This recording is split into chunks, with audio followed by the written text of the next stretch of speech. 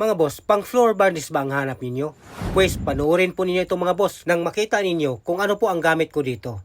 Nagsisimula po tayo dito mga boss sa pagliliha. Wet sanding po ang ginawa po namin dito dahil may dati na po itong varnish. Revarnish po ang gagawin po namin ngayon. At ito naman po ang gagamitin po namin pang varnish dito po sa sahig. E-Plus Polywood 2K Polyurethane Floor Varnish. Ito po ay kagaya lang din po sa mga nakasanayan nating floor varnish na mga polyurethane na tinitimpla po ng 3:1 ratio. Yes po, meron pong floor varnish A+ na pang foot trafficable. At alam nyo po ba mga boss na hindi lang po ito pang flooring.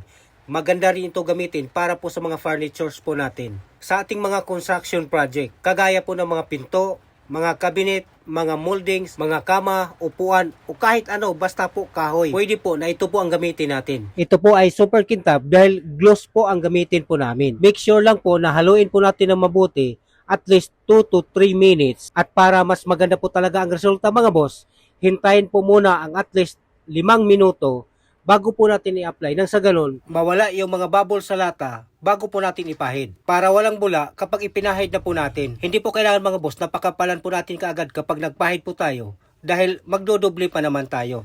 Ang E+ 2K Polyurethane Floor Varnish ay nabibili po ito sa mga hardware na dealer po ng E+ Pens at sa mga Wilcon Home Depot. Maraming salamat po.